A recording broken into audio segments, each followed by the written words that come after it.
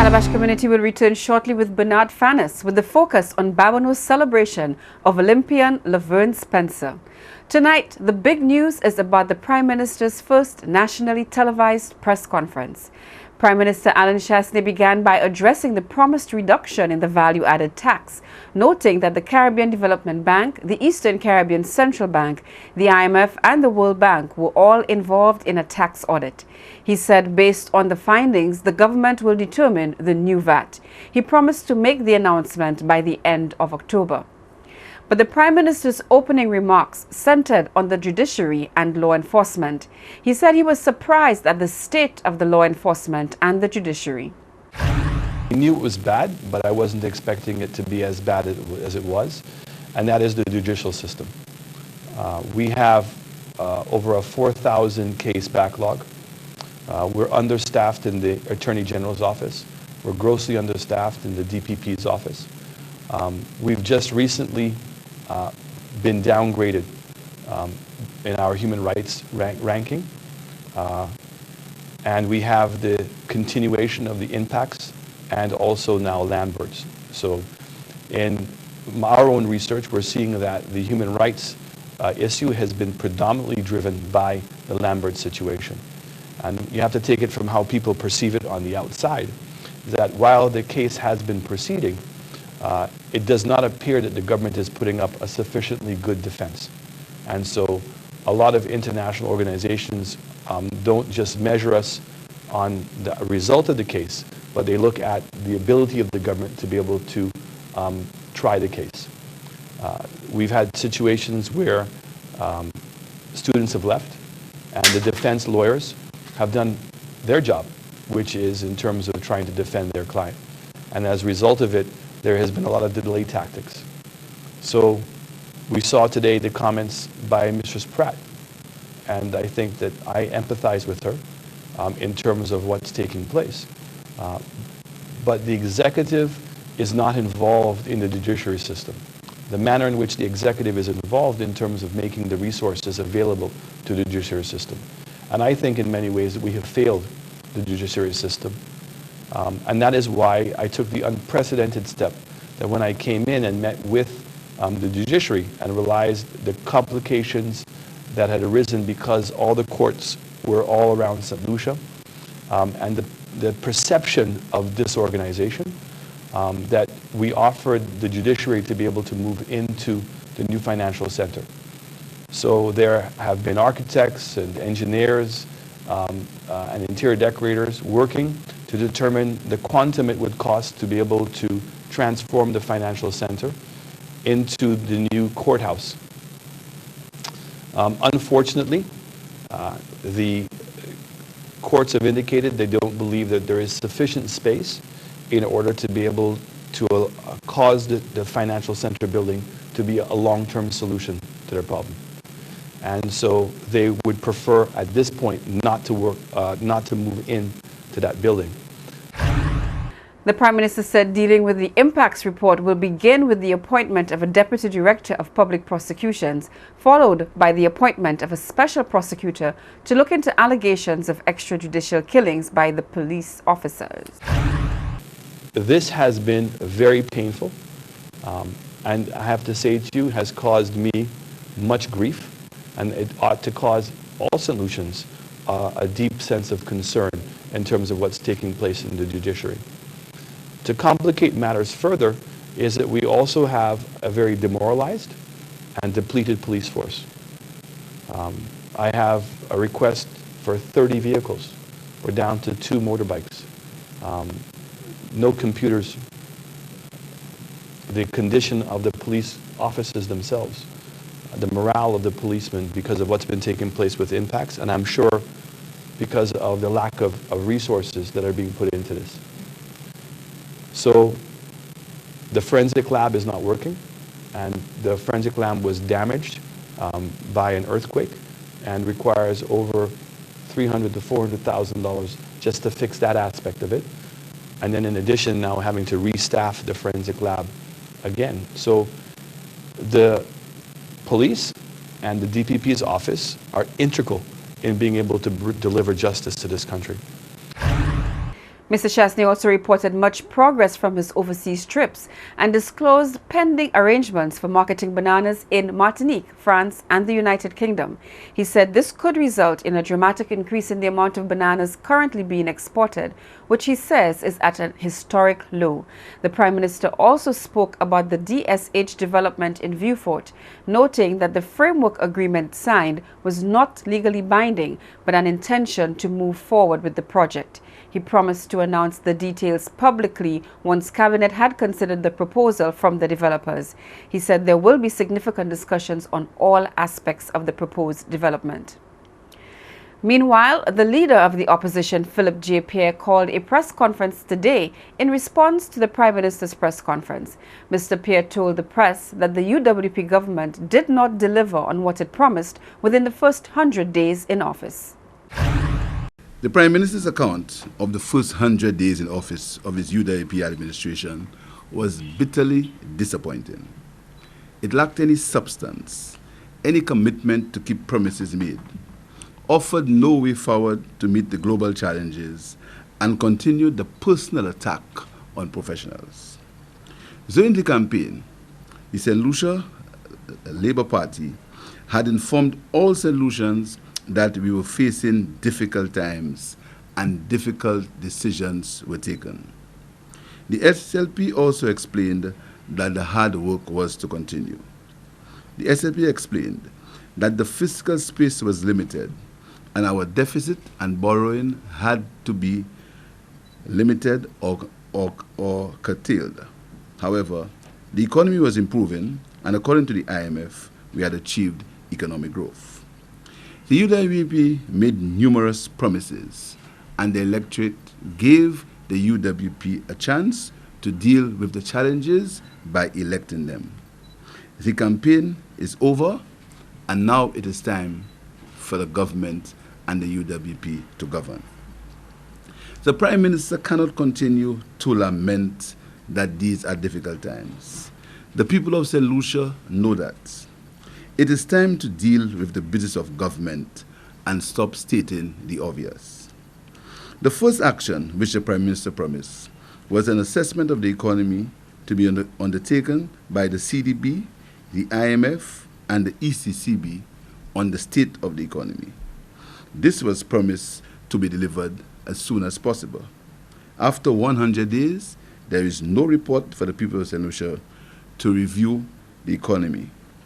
The SLP calls on the Prime Minister to immediately make the report available. Further, the SLP insists that this assessment can only be based on figures prepared by the local Ministry of Finance. The UWP, when in opposition, assessed, or in fact they said they had assessed the country and offered its 5 to Stay Alive plan, which would be implemented immediately within 100 days upon achieving office. Mr. Pierre also spoke about the STEP program and the UWP's promise to dismantle it, but he says instead it was kept and has become a political tool. The UWP promised there would be no STEP in St. Lucia. The Prime Minister described STEP as disgusting, demeaning, and degrading. He claimed that women were shamed to engage in STEP and would hide when doing so. Yet, the only action that the UWP has taken to stimulate the economic activity is to undertake a national STEP as the caretaker program. Worse, it has been used by government as a tool of political victimization. Only UWP parliamentarians and losing UWP candidates were allowed to recommend workers. It appears that the promised ching-ching is only for UWP supporters and not St. Lucians generally. Reports on the Prime Minister's travel are disturbing. On his trip to France and Morocco and England, the Prime Minister revealed that he met no government officials, no senior political officials. The Prime Minister travels and meets no senior officials, but he just met regular government officials, a task that could be done by any technocrat. The purpose of his recent visit to Taiwan was to discuss with officials what he would discuss when he returned to Taiwan in December. A task again that could be done by technocrats of the ministry. And the Prime Minister went to China to witness horse racing and to confirm that DSH were good people and he could work with them. I don't know why the Prime Minister couldn't have done the normal due diligence, but he had to go to China to see a horse race to know whether these people were good people to work with. In fact, it seems that the Prime Minister doesn't understand the value of Skype and the technologies that can be used. The Labour Party has promised to take a more detailed look at Mr. Chasney's press conference next week. Contractors owed monies under the Constituency Development Programme are being urged to hold strain. The call is for works done under government contract prior to June 6, 2016. Economic Development Minister Guy Joseph is asking for patience while government attempts to rationalize the necessary processes and documentation surrounding various requests for payments. Mr. Joseph says he is well aware that several projects are normally undertaken under the Constituency Development Programme, a source of income for many persons. However, he said, there was apparently a departure from best practice during the pre-election period that now makes the process of issuing payments onerous. Mr. Joseph says there were no allocations for these persons to be paid. He said a request was made to the government of Taiwan as a consequence, and an allocation of $5 million has been made that will be used to meet some of the obligations. He called on contractors to be mindful of the agreements they enter into, as loose agreements can pose difficulty later on when they seek compensation. The allocation mentioned earlier was made at the Prime Minister's office this week by the Taiwanese ambassador to St. Lucia. Taiwan government has committed to sponsor the 2016 Constitution Development Program in the amount of $13,441,000 EC dollars, equivalent to $5 million US dollars. Today, I will present the Cooperation Fund $10,752,800 EC dollars, equivalent to $4 million US dollars, to the government of St. Lucia as the first part of this funding, while another $26,882,000 EC dollars, equivalent to $1 million US dollars, will be presented in October as the second part of it. My government is planned to further support the CDP project before the end of this year, when the construction works of phase 1 is completed. These funds are a little bit different than what we've received previously, because generally there's a process in which the funds are, the projects are identified, and then the funds come into the Ministry of the Treasury in order to be able to disperse for the projects. In this particular case, the former government seemed to have changed that a little bit and identified the projects and had spent the money prior to the monies being received into the Treasury. So most, if not all, of this money is actually going to be used to pay for projects that were implemented over the last 4 months. So I am very grateful to you in terms of expediting this payment, because this payment was not due for some time, and it's certainly going to go a very long ways, Ambassador, in being able to bring relief to some of the people who did work and who have yet to been paid for that work. And I know that the Ministry of Economic Development is assessing all of the work programs and will be looking to make sure that the people that did work are paid. Caribbean Local Economic Development Project, CARILED, has been seeking ways of creating an environment that is more conducive to the development of small businesses. That exercise has been started in Grosley and likely to be held in other parts of the island. Okay, today is part of a series of assessments, ease of doing business assessments, or should I say subnational assessments, that CARILED has been conducting over the last 3 years in the various countries that where our program is present across the Caribbean. We've completed assessments in Guyana, in Jamaica, in Belize. And we've actually also engaged local authorities where we are supporting sort of the promotion of local economic development within those municipalities. In the case of St. Lucia and the OECS, which is a slightly different scenario where we don't have, in a sense, true mature local government in existence as yet. The idea is to work both with the local government authorities, Ministry of Local Government and the Ministry of Commerce, who already has an ease of doing business program in place in terms of helping to support ease of doing business on a national scale. And there our interest is to be able to support ongoing activities to decentralize services perhaps to some of our towns like Vifort, Soufrière and Rosalie. And that's what our focus is today, to try and establish what some of those gaps are and where perhaps these national agencies who already have ongoing activities, where they perhaps can utilize our assistance. Well, some of those gaps, for example, in Belize, for example, in San Ignacio, which is one of the main towns in Belize, main municipalities, there's an issue with access to capital. For example, people who are already micro, they're really small entrepreneurs who don't have the kind of collateral to be able to access, go to a credit union or go to a bank. And there we were able to establish a relationship and a partnership between the credit union that was present in that town and the local authority, who were able to put up some funds, and interestingly, medium and larger businesses within that community put up some funds as well. And so there's a collaboration between the local authority and the credit union to provide funds in a revolving fund sort of mechanism, where you have about 50 MSMEs who are very micro MSMEs who are able to access financing, and then once those have paid back their loans, then you have another set. And the community of Babonneau will hold a fun walk on October 3rd with the intention of promoting healthy lifestyles in the community. Okay, my name is Teresa Daisy. I'm the chairperson of a fundraising committee that is organized by the Good Shepherd Church parish in Babonneau. This walk is named the Babonneau Challenge, Marcher pour la vie ex santé. The reason why we came up with this walk is because currently we are working towards a big event in Babonneau. We'll be celebrating the church's 70th anniversary in June of next year. And as of now, we have to start working towards raising funds because there are a number of projects that we have to undertake within the parish, in the church.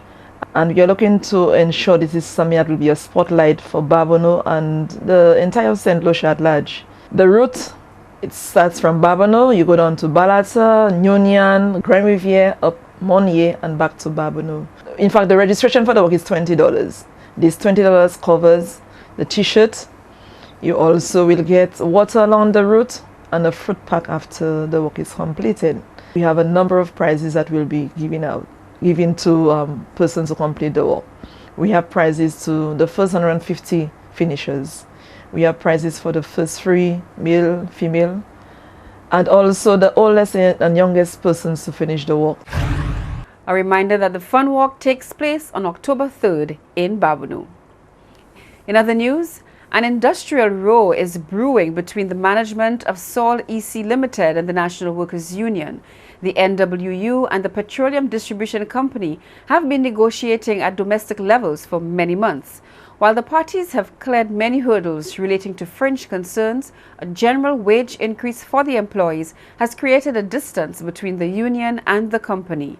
Sol EC Limited and the NWU agreed to have the matter placed through the conciliatory process, during which the union's compromise position was agreed to in principle. The company has reportedly changed its position. The NWU says should the company fail to act appropriately, the possibility of an industrial showdown may be contemplated.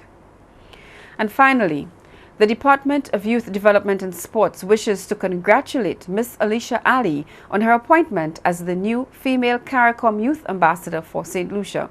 For over a decade, Ms. Ali has demonstrated leadership in volunteerism in areas of youth advocacy, crime and crisis management, media and the creative industries. Ms. Ali is the youngest and only female St. Lucian and the second St. Lucian after Sir Vincent Flosac to speak at the House of Lords. Ms. Ali will join CARICOM Youth Ambassador Mr. Chard Desi as St. Lucia's representative on the ambassadorial body.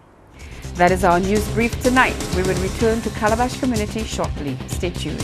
I am Natalie Jolie Fanis.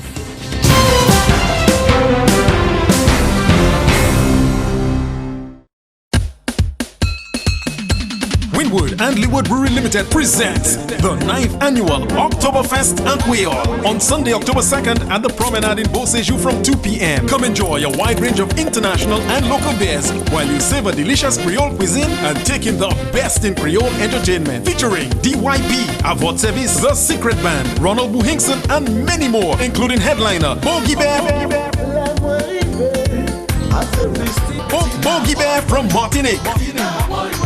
Tickets cost $30 in advance. You pay more at the door. It's Oktoberfest and Quail. Come sample a world of beer, great Creole food and music. Sunday, October 2nd at the Promenade in Beausejour. And Alley must be 18 and older to enter. Anyone knows where we can get money to pay for Daddy's hospital bills? Don't worry, Granny. Just fix it. You know, we too are trying to get money for repairs and renovations, but we just don't know where. Daddy, just fix it. Honey, nothing's broken. We're just looking for a place to get money at a reasonable rate. I know, Mommy, and that's what I'm saying. Just fix it. At Fix, we provide a wide range of affordable loan facilities that are tailored to fit the needs of everyone. From personal loans to equity financing, whatever your needs, we can fix it. Fix, a company you can trust. It's made from natural cranberry extract and premium purified water. Its small size makes it easy to pack or grab and go. It makes drinking water much more desirable for kids. And it's produced right here in St. Lucia. What exactly are we talking about? Introducing the new and refreshing crystal clear cran water. The perfect blend of water and cranberry to give you a healthy and enjoyable drinking experience. Add some flavor to life with the all-new crystal clear cran water in stores now.